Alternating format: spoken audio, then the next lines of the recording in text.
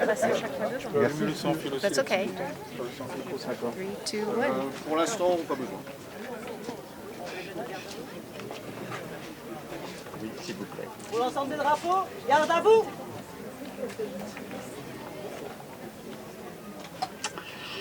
Ladies and gentlemen, mesdames et messieurs, sorry for my Franglish. I'm Patrick Aubert, your master of ceremony today. It's a great honor for me. I'm the president of the non-profit American organization Remembering Americans in Europe, who erected this monument 2 years ago. I'm also a member of the Souvenir Français Committee Board and Diane's husband. Mesdames et messieurs, je suis Patrick Aubert, votre maître de cérémonie du jour. C'est un grand honneur pour moi. Je suis le président de l'association à but non lucratif franco-américaine Remembering Americans in Europe, qui a érigé ce monument il y a 2 ans. Je suis également membre du bureau du comité diepois du souvenir français, et je le disais en anglais, mais je vais le redire, le mari de Diane.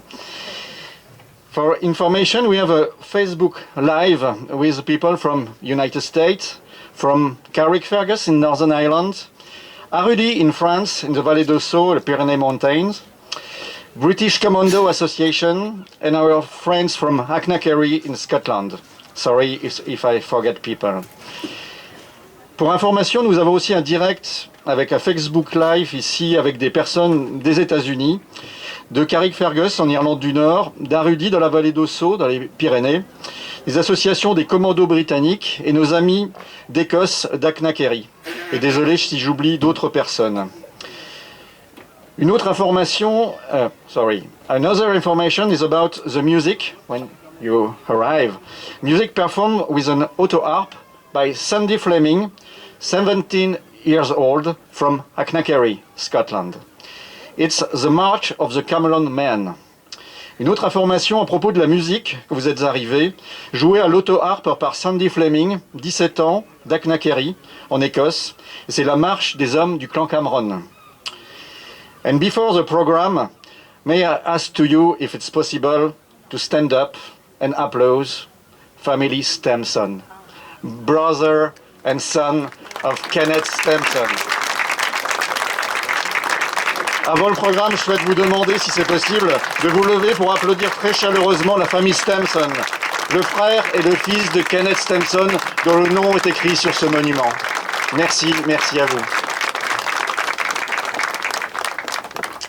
So the program, a speech about Achnacarry Commando Training Camp by Diane, a speech by Tom Stamson, reading the name of 3 US Rangers of the 1st Battalion died during Operation Jubilee, engraved in the equator of this monument, plus 1 name.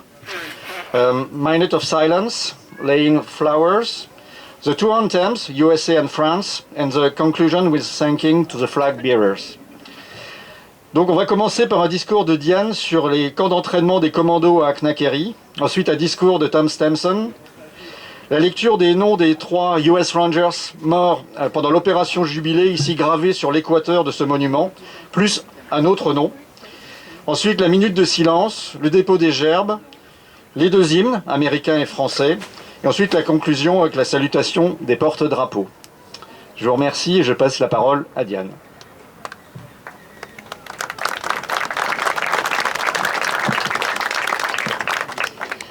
Good afternoon, ladies and gentlemen. Bonjour, mesdames et messieurs. 2 weeks ago, Patrick and I once again visited Scotland. This time we attended a Highland clan gathering. Several hundred people who all bear the same last name met on the grounds of their ancestral castle. There was a parade, and eating and drinking and dancing and lots of tartan. All the men wore kilts. It was a colorful display of extended family, reconnecting and reaffirming a bond through the traces of common DNA, and it lasted 3 full days. This took place in Achnacarry on the lands governed by the traditional clan chief, Lord Lochiel of the Camerons, a celebration of roots and camaraderie. 82 and a half years ago, in December of 1941, the inhabitants of these ancestral lands were evacuated from a circle of 30 kilometers around the castle. Why? Donald Walter Cameron, Lord Lochiel during World War II, donated the usage of his estate to the British government in view of creating a training ground for the very elite super soldiers known as commandos. Il y a 2 semaines, Patrick et moi avons de nouveau visité l'Écosse. Cette fois-ci, nous avons assisté à une réunion de clans des Highlands. Plusieurs centaines de personnes portant le même nom de famille se sont rencontrées sur les terrains de leur château familial. Il y avait un défilé, des repas, des boissons, de la danse et beaucoup de tartons. Tous les hommes portaient des kilts.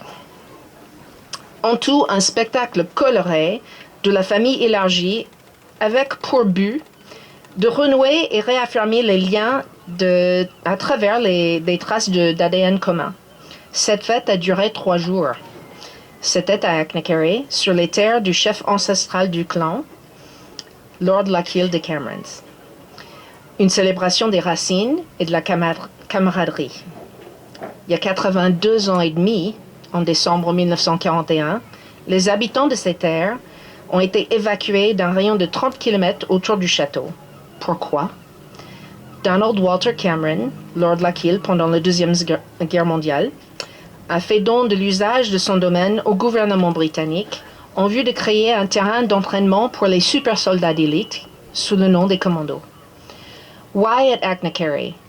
Because it's in the very remote heart of the wild and woolly Highlands of Scotland. It's cold and windy and rainy and harsh and sits at the foot of the highest mountain in the British Isles, Ben Nevis.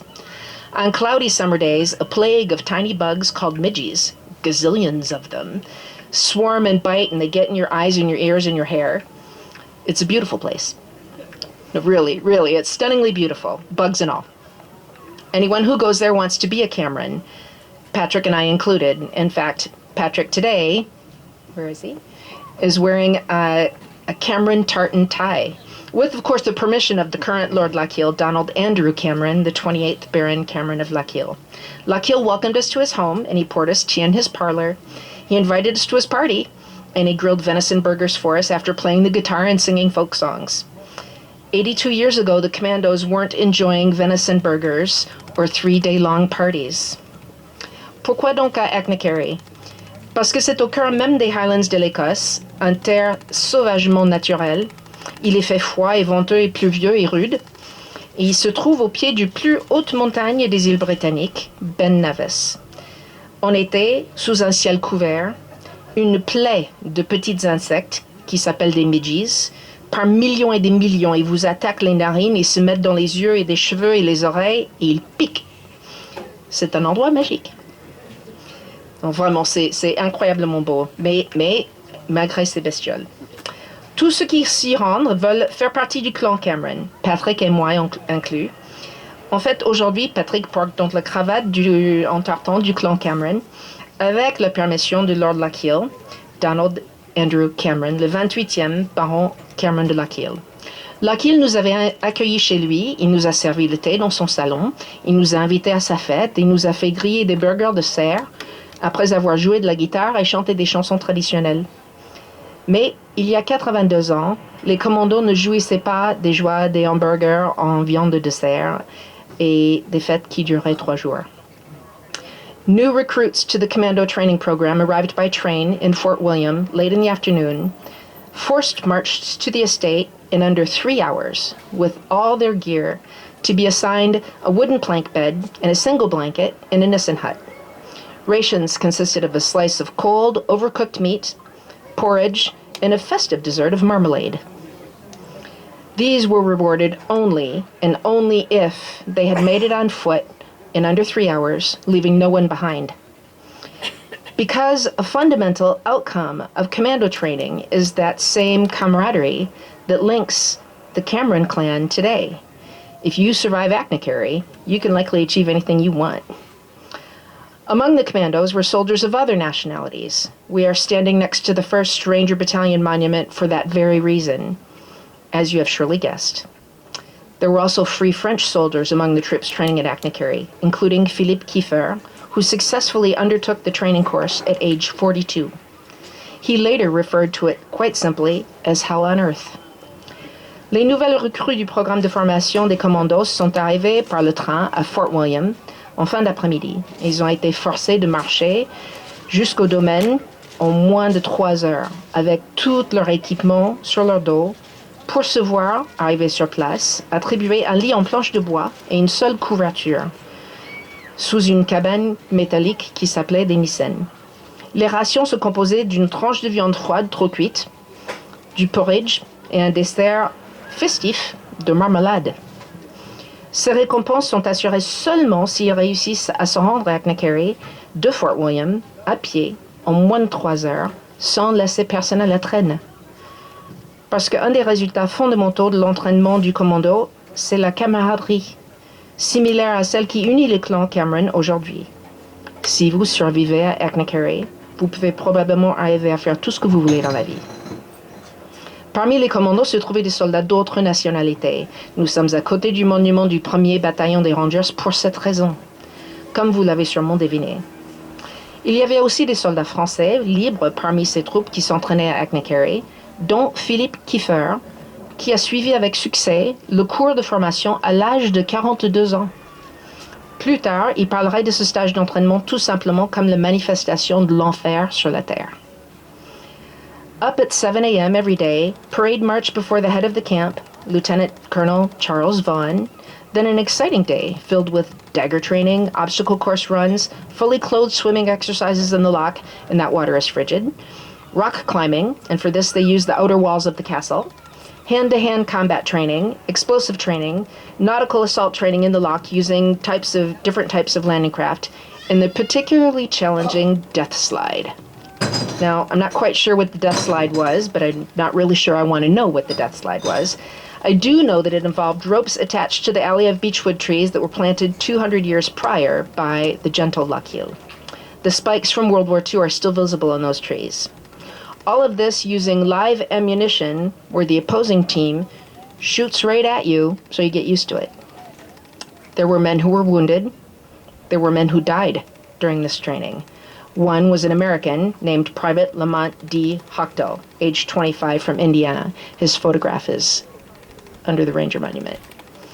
He wasn't lucky enough to be one of the 50 who landed in Dieppe. He died in training.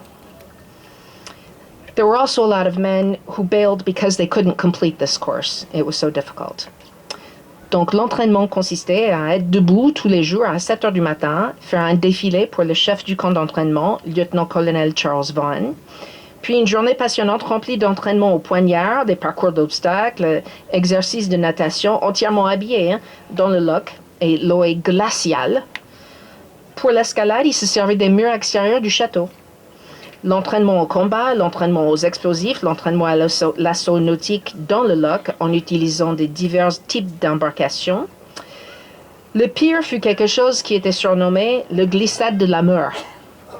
Je ne sais pas du tout de quoi il s'agissait, mais je sais seulement qu'il comprenait des cordes qui étaient attachées à une allée d'arbres, une allée de hêtres plantée 200 ans plus tôt par le Lord Lochiel de l'époque, qui s'appelait le Gentle Lochiel. Les points d'attache de la Seconde Guerre mondiale sont encore visibles aujourd'hui dans ces arbres. Tout cela en munitions réelles, où l'équipe adverse vous tire dessus exprès pour que vous puissiez vous y habituer. Il y a eu des blessés. Il y a eu des morts pendant cette formation. L'un d'eux était le soldat nommé Lamont D. Hochtel. De nouveau, je vous montre sa photo, attachée ici, qui était âgé seulement de 25 ans dans l'Indiana. Donc son nom n'est pas sur le monument parce qu'il n'a pas fini l'entraînement. Il était tué par les siens pendant l'entraînement. Beaucoup d'hommes ont abandonné ce stage, incapables de réussir à le terminer. The final test, which awards one the right to wear a commando patch on your arm, was of course a combination of the worst that one could imagine. It included a beach landing under heavy opposing fire. Does that remind you of anything? Operation Jubilee? About 1,000 of these commandos, 50 U.S. Rangers, and 15 men of the French Kiefer Commando took part here in Dieppe in August of 1942. They fought as one, having trained in Agnacarry as one. The brotherhood born on those common training grounds knew no nationality. Their goal was to frame a massive onslaught of Canadians. Le test final qui aboutait au droit de porter l'écusson commando sur son bras, était bien sûr une combinaison de tout ce qu'il y avait de pire que l'on puisse imaginer, y compris un débarquement sur la plage sous un feu soutenu de l'ennemi. Et cela doit vous rappeler quelque chose. Ça résultait dans Opération Jubilé. Environ 1000 de ces commandos, 50 des Rangers américains et 15 hommes du commando français Kiefer ont pris part ici à Dieppe en août 1942. La confrérie née sur ces terrains d'entraînement communs ne connaissent aucune nationalité. Les commandants sont venus soutenir une attaque massive menée par les Canadiens. I was blessed to have met a British commando in 2014, and his name was Paul McGraw. I spoke with him over dinner and several evenings when he'd returned to the local hotel here in Dieppe, where I had my office at the time. He shared his story with me, and when he drove away at the end of the 70th anniversary commemorations, he left me with the biggest crush I have ever had in my life. And I'm so sorry, Patrick. Paul was British, and 91, I believe. He'd made the trip alone in his car from Scotland, where he was living at the time. And he didn't have a fancy entourage with people who were checking on his welfare. He accidentally met me, and I can only make sure that the hotel chef prepared him a special meal of steak and potatoes every evening for dinner, as was his wish. Simple fare, but much better than porridge and marmalade. He'd come with the hopes of paying homage to one of his friends, Second Lieutenant Edward Vincent Lustelot from Franklin, Louisiana. They'd been through the hell of Agnicary together. They wore different uniforms. They were from different countries, but they had a common task, and they were brothers because they'd survived Agnicary. J'ai eu la chance de rencontrer un commando britannique en 2014 qui s'appelait Paul McGraw. Je lui ai parlé au cours des repas du soir à plusieurs reprises lorsqu'il séjournait à un hôtel local ici à Dieppe, où j'avais mon bureau à l'époque. Il m'a raconté son histoire et quand il est parti à la fin des commémorations du 70e, il m'a laissé avec le plus grand coup de cœur que j'ai jamais eu de ma vie. Et je suis désolée pour Patrick, mais Paul. Paul était britannique, il y avait 91 ans. Il avait fait le voyage seul, dans sa voiture depuis l'Écosse, où il vivait à ce moment-là. Il n'avait pas d'entourage, pas de gens à ses petits soins. Il m'avait rencontré moi par accident. Et je ne pouvais que m'assurer que le chef de l'hôtel lui préparait un repas spécial de steak et des pommes de terre à l'eau, tous les soirs, comme il le souhaitait. Un plat très simple, mais bien meilleur que le porridge et la marmelade. Il était venu dans l'espoir de rendre hommage à un de ses amis, le second lieutenant Edward Vincent Lustelot de Franklin, en Louisiane. Ils avaient traversé l'enfer de Agnicary ensemble, et ils portaient des uniformes différentes, de pays différents, mais ils avaient une tâche commune. Et ils étaient des frères d'armes, car ils avaient survécu ensemble à Agnicary. Edward Lustelot didn't survive Operation Jubilee, and Paul was heartbroken about it. He came hoping to see where Edward was buried without realizing that his grave was at the American cemetery in Belgium. Paul was fortunate to be one of those who survived Operation Jubilee, and luckily there were others. One of the names on the monument next to me is Staff Sergeant Kenneth D. Stempson. Kenneth's younger brother, Tom Stempson, has traveled to be here with us today, accompanied by Paulette. And I'm particularly delighted that Staff Sergeant Stempson survived Operation Jubilee because seated right in front of me today is his son, also named Tom Stempson, accompanied by his wife, Shirley. They're here today because the deadly training in Agnicary and fate allowed Kenneth to survive Operation Jubilee. These family members undertook a long voyage to see the spots where their dad and their brother fought and survived. But in 2014, Paul McGraw came to see the spot where his friend, his American friend, Edward Lustelot, was cut down by machine gun fire. He came to remember, and that's exactly why we are here today. Malheureusement, Edward Lustelot n'a pas survécu à l'opération Jubilé et Paul McGrath en avait le cœur brisé. Il est venu espérant voir où Edward avait été enterré, sans se rendre compte que, en fin de compte, c'était dans le cimetière américain en Belgique. Paul, il a eu de la chance d'être un des survivants de l'opération Jubilé. Heureusement qu'il y en avait d'autres. L'un des noms sur le monument à côté de moi, c'est Staff Sergeant Kenneth D. Stempson. Le frère cadet de Kenneth, Tom, est venu nous voir aujourd'hui en compagnie d'une amie, Paulette. Et je suis particulièrement contente que Staff Sergeant Sempton ait survécu à l'opération Jubilé, car son fils, également nommé Tom Stimson, et sa femme Shirley sont assis juste devant moi. C'est certainement grâce à l'entraînement diabolique de Hackney Carey, et peut-être une part de destin, qui a permis à Kenneth de survivre à l'opération Jubilé. Sa famille est venue de loin pour voir l'endroit où leur ancêtre s'est battu et pour mieux connaître cette mission, d'où il a pu s'en sortir vivant. Mais en 2014, Paul McGrath est venu voir l'endroit où son ami américain, Edward Lustelow, a été abattu par les tirs ennemis. Il est venu pour se souvenir. Et c'est exactement pour cela que nous sommes ici aujourd'hui. I'll close today with the words of Donald Cameron of Lockheed, who writes a personal message for us today. It is a very great honor to be asked to contribute a few words at this commemoration ceremony. As many of you will know, the links between the Rangers and the Commandos are strong and enduring, and were forged at Achnacarry in the Scottish Highlands, where they trained side by side during the Second World War, in preparation for combat, and in particular, for the Allied invasion of Europe. Achnacarry has been in my family for many centuries, and my great-grandfather gladly handed the house and lands over to the British government to be used as a training ground for the Allied forces for the duration of the war, as the free world battled against the evils of Nazism in a conflict that was to claim the lives of many courageous men and women who fought for their country. It is with great humility and heartfelt thanks that we remember and honor their sacrifice today. Je répète ces mots donc en français. C'est un mot qui vient de Lord Lockheed, Donald Cameron Lockheed, qui tenait particulièrement à vous adresser aujourd'hui, mais qui ne pouvait pas être présent. Et il vous dit: c'est un grand honneur pour moi de contribuer avec ces quelques mots à cette commémoration. Beaucoup parmi vous savent déjà que les liens entre les Rangers et les commandos sont forts et durables. Ces liens ont été forgés à Achnacarry dans les Highlands de l'Écosse, où ces hommes se sont entraînés côte à côte durant la Seconde Guerre mondiale en préparation du combat à mener, en particulier pour l'invasion de l'Europe. Achnacarry appartient à ma famille depuis des siècles, et mon arrière-grand-père a offert la maison et ses terres au gouvernement britannique afin de servir de terrain d'entraînement des forces alliées pour la durée de la guerre. Pendant ce conflit, lorsque le monde libre s'est battu contre le mal du nazisme, beaucoup d'hommes et de femmes courageux ont combattu et ont donné leur vie pour leur pays. C'est donc avec grande humilité et les remerciements du plus profond de nos cœurs que nous nous souvenons d'eux aujourd'hui et que nous honorons leur sacrifice. Donald Cameron, Baron Cameron of Lockheed.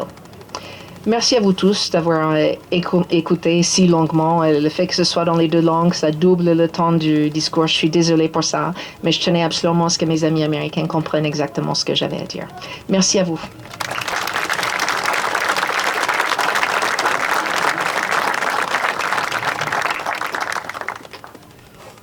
Please, Tom.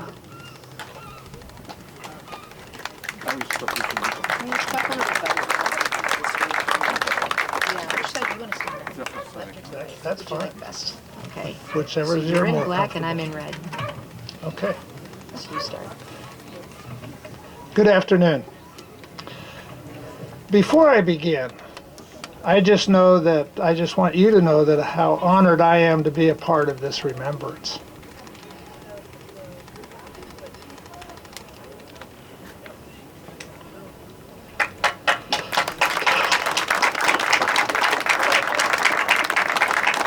It'll only take me about 4 hours to go through this thing. But the work that is done not only by Patrick and Diane, which is tremendous in their organization, but all of the folks of Normandy is really overwhelming for me. And I want to thank you for including me and my father's brother Tom, and thank you for keeping alive the memories of the history, hopefully never to be repeated. Avant de commencer, sachez que je suis honorée de faire partie de cette cérémonie du souvenir. Le travail qui est fait non seulement par Patrick et Diane et leur organisation, mais aussi par tous les gens de Normandie, me paraît énorme. Merci de nous avoir inclus, moi et le frère de mon père, Tom. Merci de promouvoir ces souvenirs historiques afin, espérons-le, de ne jamais les répéter. Now I will begin with just A few quick overview facts of August 19th, 1942 in Operation Jubilee. Now, I think that most of you have probably have more information on the Dieppe raid than I do, so I would like to just give a general overview to ensure that my facts are correct. Now, the raid on Dieppe was the first Allied command arms operation against Germans during World War II. What that means is the employment of infantry, the armor, the tanks, close air support, naval gunfire, all coordinated through Canadian, British, American, and Free French ground forces. It's the first time.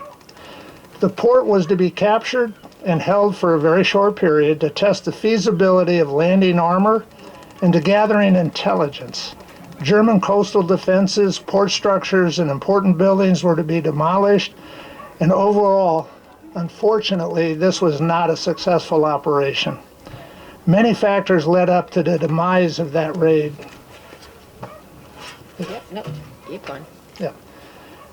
Those factors ran the gamut of a lack of a unified central command and control, faulty enemy intelligence analysis, to a lack of preparation of contingency plans.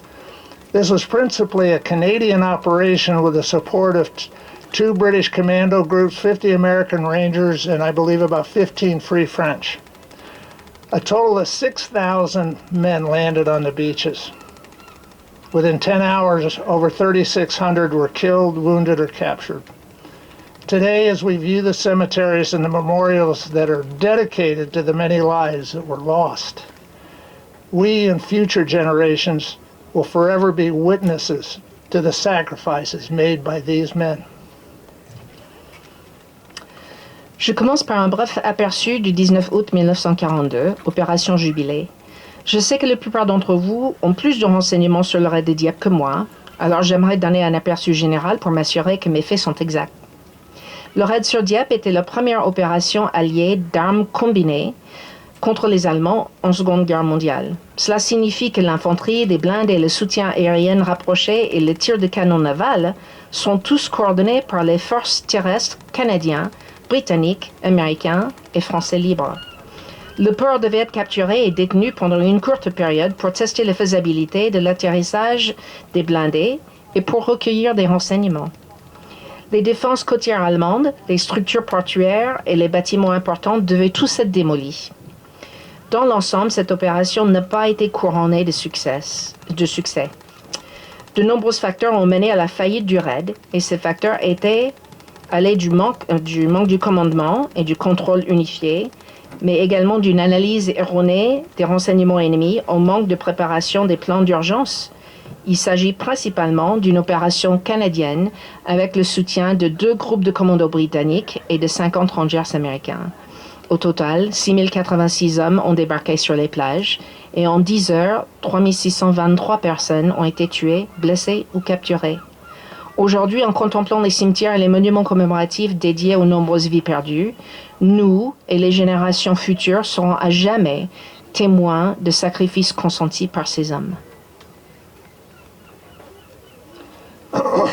Excuse me. Number 4 British Commando Group, commanded by Lieutenant Colonel Lord Lovett, was given the mission to destroy or render ineffective the coastal guns on the western flank of Dieppe. They were assigned Orange Beach 1 near Varangeville.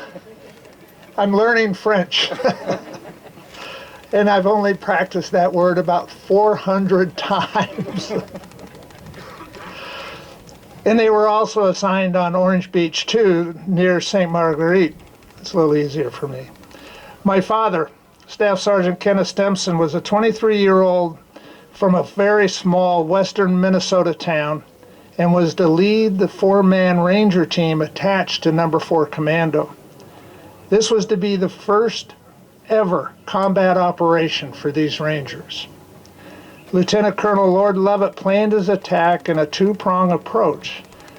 My father, Sergeant Stimson, split his team to support that with Sergeant Sisma and PFC Brady, who I believe is his picture there. I believe that's Brady, the one in black and white. Is that Coons? It looks like Brady. But anyway. But Sergeant Sisma and PFC Brady landed at Varangeville. And he and my father and Corporal Coons landed at St. Marguerite, designated as Orange Beach 2. Le commando britannique numéro 4 a pour mission de détruire ou de rendre inefficaces des canons côtiers sur le flanc ouest de Dieppe. Ils ont été affectés à Orange Beach 1, près de Varangeville, et à Orange Beach 2, près de Sainte-Marguerite. Mon père, le Staff Sergeant Kenneth Stimpson, un jeune homme de 23 ans, originaire d'une toute petite ville à l'ouest du Minnesota, devait diriger l'équipe des 4 Rangers, rattachée au groupe du commandant numéro 4. Ce serait la première opération du combat des Rangers. Le lieutenant-colonel Lord Lovett a planifié son attaque en 2 volets. Stimpson a divisé son équipe avec le sergent Zima et Private First Class Brady, qui ont atterri à Varangeville, ou Orange Beach 1. Et lui et le caporal Coons, et Sergeant Stimpson et caporal Coons débarquent à Sainte-Marguerite, désigné comme Orange Beach 2. Through the years, I do remember stories from my father. And he would say that initially at Dieppe, that there was light resistance. We okay?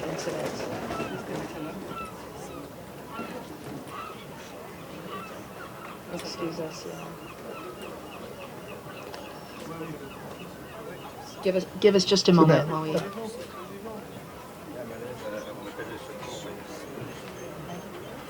He wishes you to continue. To get finished. They're going to comment. There's the police coming in. Okay. Hopefully we'll pray that all is well with the accident there.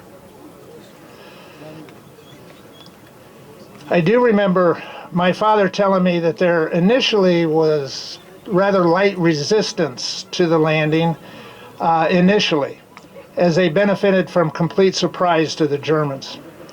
And he also told me that it was very cold when they crossed the English Channel. And to help keep them warm, they drank hot chocolate, and they drank a lot of hot chocolate. And when they landed, they overcame the resistance that was there, and then they made for the cliffs that are around here and got rid of all the hot chocolate that was in them at the base of these cliffs. And it was then that they decided to continue to pursue their attack. Now, the tactical plan developed by Lord Lovett was successful in completing their mission of destroying the coastal artillery battery west of Dieppe. And from my research, this was the only successful operation at Dieppe. Success in the mission does not mean that there were no casualties there. The approximately 450 men, number 4 commando unit suffered 45 casualties. There were 12 killed, 13 were missing, 20 wounded. Now all of the wounded were successfully evacuated to England. None of the 4 Rangers on this operation were lost or wounded. Je me souviens que mon père m'avait dit qu'il n'y avait eu, au départ, aucune résistance à cet atterrissage, car ils ont bénéficié d'une surprise complète face aux Allemands. Il m'avait dit qu'il faisait très très froid en traversant la Manche, et pour les aider à se réchauffer, ils ont bu des quantités et des quantités et des quantités de chocolat chaud. Mais lorsqu'ils ont atterri, ils se sont dirigés au pied des falaises, car il fallait se débarrasser de tout ce chocolat chaud qu'ils avaient bu et qui les empêcherait de combattre. Seulement ensuite, ils se sont attaqués. Le plan tactique élaboré par Lord Lovett a permis de mener à bien leur mission consistant à détruire la batterie d'artillerie côtière à l'ouest de Dieppe. D'après mes recherches, c'était la seule opération réussie à Dieppe. Le succès de la mission ne signifie pas qu'il n'y en a pas eu de victimes. Les quelques 450 hommes de l'unité commandant numéro 4 ont subi 45 pertes. 12 tués, 13 manquants, 20 blessés, mais tous les 20 blessés ont pu rentrer chez eux. Aucun des 4 Rangers de cette opération n'a été blessé ou perdu. Now, the lessons that were learned from this raid by the Rangers followed them as they attacked North Africa, Sicily, Salerno, and Anzio.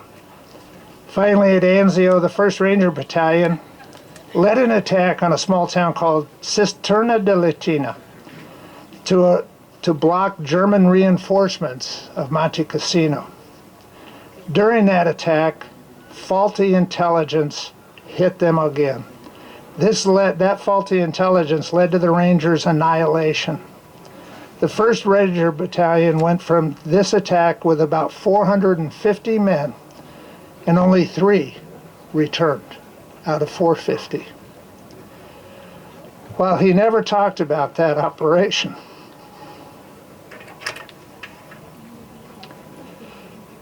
When we visited the National Cemetery at Anzio with our family much later, it was the first time I'd ever seen him cry.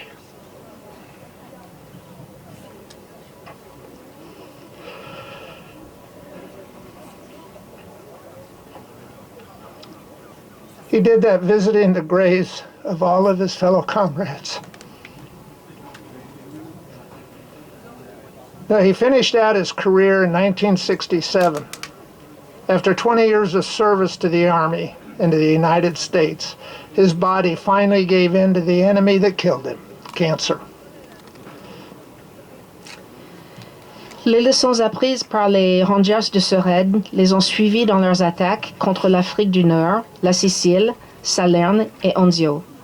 Enfin, à Anzio, le 1er bataillon des Rangers attaque à une petite ville qui s'appelle la Cisterna di Latina pour bloquer le renfort allemand de Monte Cassino. Lors de cette attaque, des renseignements erronés ont conduit à l'anéantissement du 1er bataillon des Rangers. Au début, le 1er bataillon avait lancé cette attaque avec 450 hommes. Seulement 3 sont revenus sur 450. Son papa était un des 3. Bien qu'il n'ait jamais parlé de cette opération, nous avons visité le cimetière national à Anzio avec notre famille et c'est là que je l'ai vu pleurer pour la première fois en visitant les tombes de ses camarades. Il a terminé sa carrière militaire en 1967 après 20 ans de service à l'armée et au service des États-Unis. Son corps avait cédé finalement à l'ennemi qui l'a tué, le cancer. Now, not all was lost, I guess. There were some humorous stories that he was able to tell us. Now, when I was a child, we lived in El Paso, Texas, where my father worked as an instructor and a battery commander at Fort Bliss. I knew he was in World War II and I knew he was in the Korean War, but that really didn't register with me at 5 years or 6 years old. So I remember that he and other Rangers got a special consideration when the movie from Hollywood, Darby's Rangers, came out in the mid-1950s. The El Paso newspapers made a big deal with interviews and photos. Now, typical of Hollywood at that time, there were plenty of pretty young women in the movie. And my father just kept saying, where were those pretty young women? They weren't where I was. So. Il a aussi raconté des histoires humoristiques. Quand il était enfant, il vivait à El Paso, au Texas, et lorsque mon père travaillait comme instructeur et commandant de batterie chez Fort Bliss, au Texas, je savais qu'il était dans la Seconde Guerre mondiale et dans la guerre de Corée, mais cela ne m'a pas vraiment marqué étant donné que j'avais 5 ou 6 ans à l'époque. Je me souviens qu'il a eu une considération particulière de la part du voisinage avec un autre ranger quand le film Darby's Rangers est sorti dans les années 50. Le journal d'El Paso a fait un gros tabac avec des interviews et des photos. Typique des films de Hollywood à l'époque, il y avait dans ce film beaucoup de jolies jeunes femmes et il se souvient que son père disait « mais je ne sais pas du tout où elles étaient parce que j'en ai jamais vu pendant tout mon temps dans l'armée ». He also liked to tell a story when they hit the beach at Anzio. His job at that time was first sergeant of the battery, or the company, And his job was to protect the men as best he could. Now, attached to headquarters company was a German lieutenant who had immigrated from Germany to the U.S. prior to the World War II, and who was Jewish. And he had joined the American Army to interrogate German prisoners. During the attack, this interpreter, a new lieutenant, was wounded. And since he was not a ranger, my dad passed him by to be treated by medical personnel that may or may not land a little bit later on. Now, fast forward about 12 years, and now that lieutenant is now Lieutenant Colonel Cohagen, who is also stationed at Fort Bliss. And from what I remember, he became Dad's boss. And from time to time, I was reminded on several occasions that he left his boss to die on the beaches of Anzio. Fortunately, there was no animosity and they became very close. And I remember Dad saying something along the lines of, you need to be good to everyone because you never know what's going to happen tomorrow. Il racontait une autre anecdote sur l'approche de Anzio. Lorsqu'ils sont arrivés sur la plage, son travail de premier sergent consistait à protéger les hommes du mieux qu'il pouvait. Cela signifiait qu'il fallait donner des premiers soins aux blessés comme il se le devait. Attaché à la compagnie du quartier général était un soldat américain immigré qui était allemand d'origine, et ce jeune homme était juif. Sa famille avait immigré aux États-Unis avant la guerre et lui, il s'est enrôlé dans l'armée américaine en tant qu'interprète pour interroger des prisonniers allemands. Lors de l'attaque de Anzio, ce nouveau lieutenant a été blessé, mais comme ce n'était pas un ranger, mon père l'avait laissé pour être soigné par le personnel soignant suivant qui devait venir par la suite. Mais en avance rapide, 12 ans plus tard, ce jeune lieutenant allemand, juif, mais américain, se trouve être le patron du père de Kenneth. Et donc le lieutenant-colonel Cohagen, stationné donc à Fort Bliss dans le Texas, devenu le patron de son papa. De ce qu'il se souvient, papa s'est rappelé à plusieurs reprises qu'il avait laissé son patron pour mort sur la plage à Anzio. Et donc, heureusement, pas d'animosité, ils sont devenus quand même très proches, mais il se souvient que son papa lui disait très souvent « Soyez bon avec tout le monde parce qu'on ne sait jamais dans la vie quand les rôles vont s'inverser. »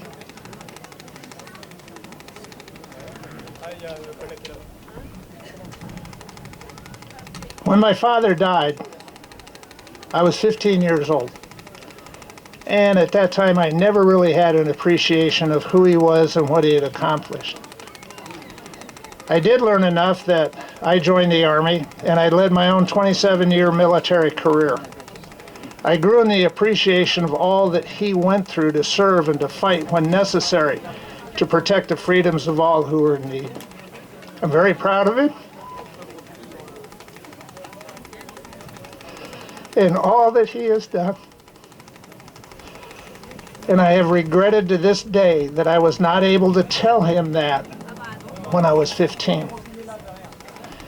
Somehow I think he knows. Again, thank you for this remembrance.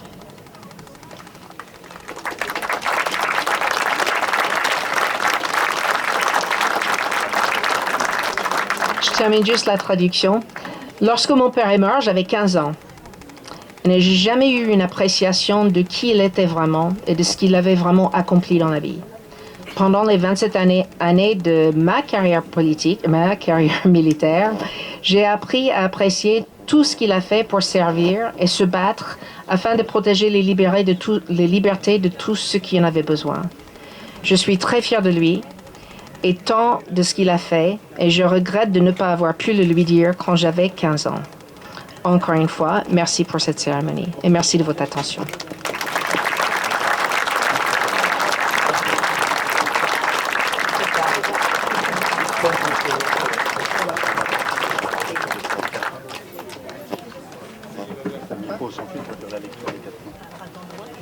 Ah oui.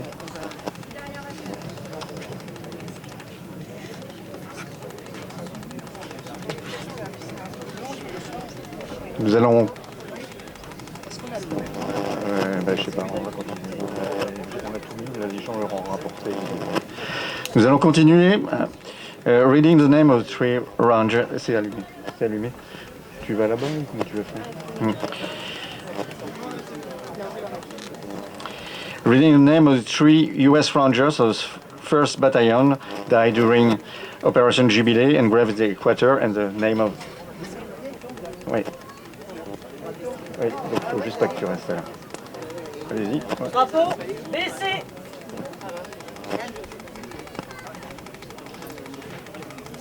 Tech 4. Tech 4, Howard Henry. Second Lieutenant Edward Vincent Lustello.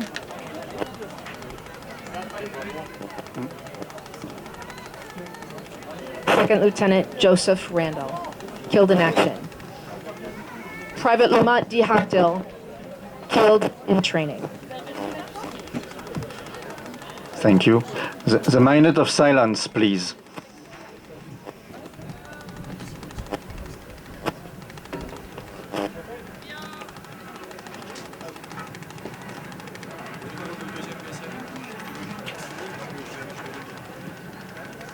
Space.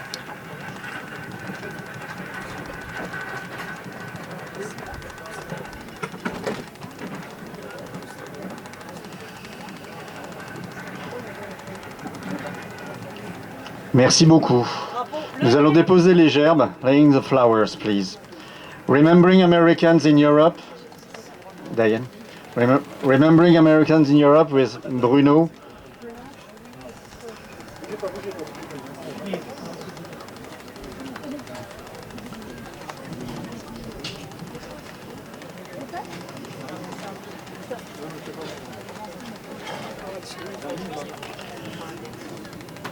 Right. Please sit down. We stop just a few minutes about different problem. Je suis désolée, on va poser là. Asseyez-vous. On attend juste, on voit la sévérité de ce qui s'est passé là. Pardonnez-nous. Porte-drapeau, repos.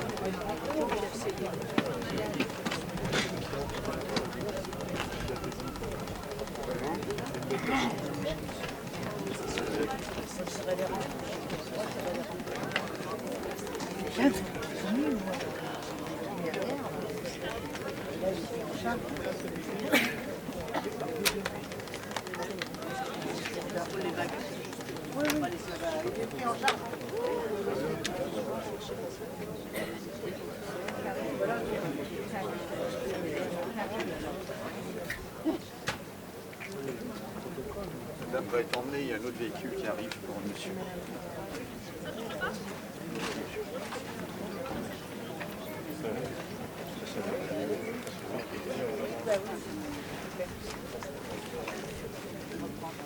Porte-drapeau, garde à vous. Stemson family, please, the flowers.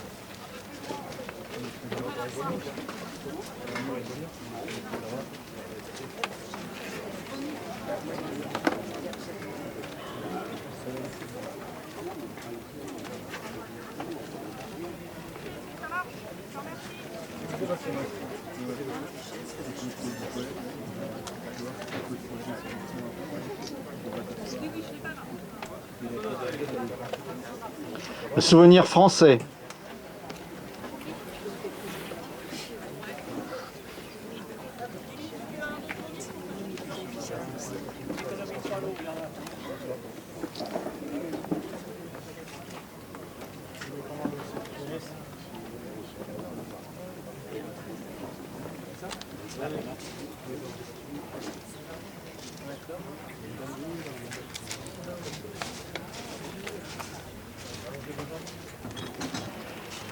L'association Jubilé.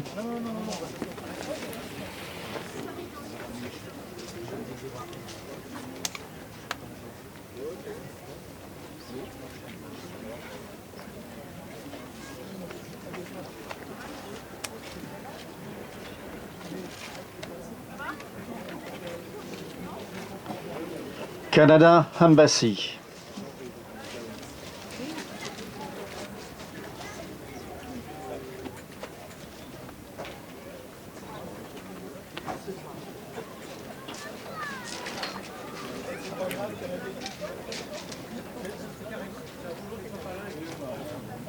Mairie de Dieppe.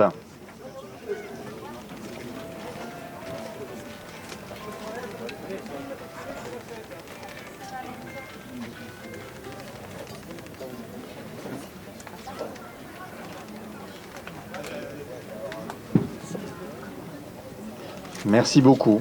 Porte-drapeau, baissez. Nous allons jouer les deux hymnes. L'hymne américain pour commencer. Porte-drapeau, levez.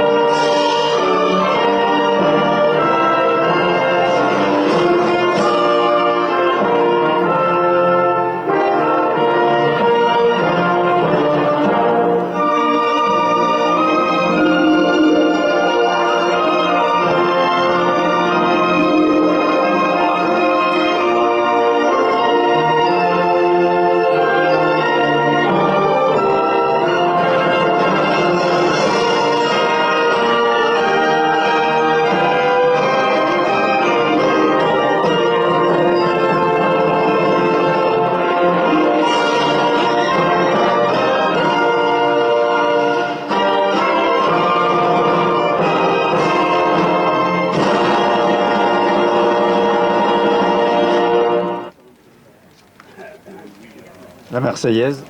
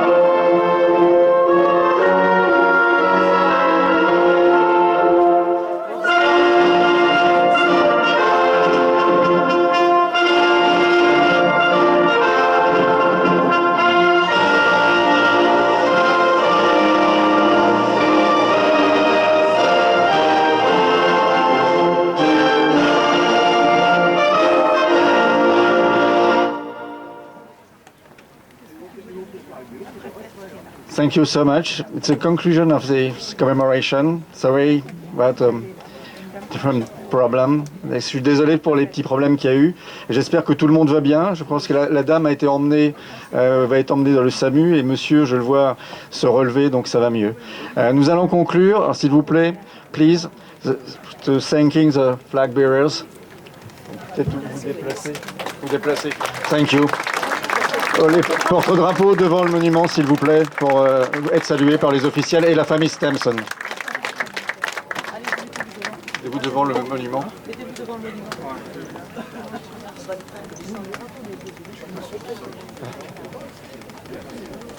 Pour l'ensemble du drapeau, repos.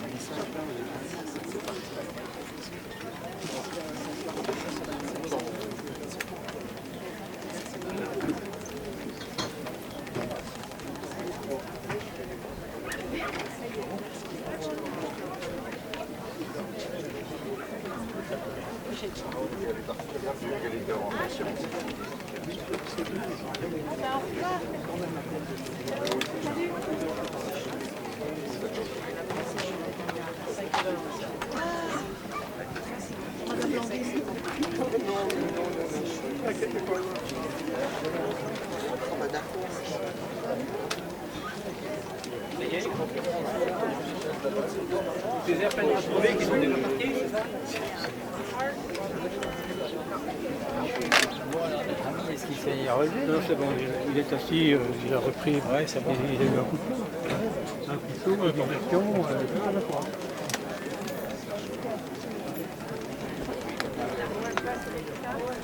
Ouais, mais aussi, sur le budget, il y a aussi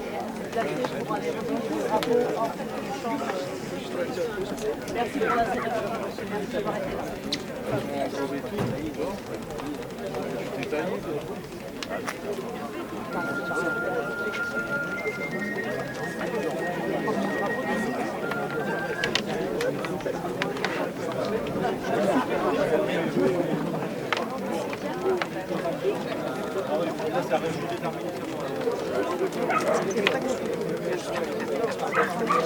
Ah, mais quoi, parce que... Merci beaucoup. Désolé de... Oh non, non, on a géré, vous inquiétez pas. Il aurait fallu après s'asseoir sur les murs. Ne inquiétez pas, on a géré un peu. Bonjour. Ah, bah.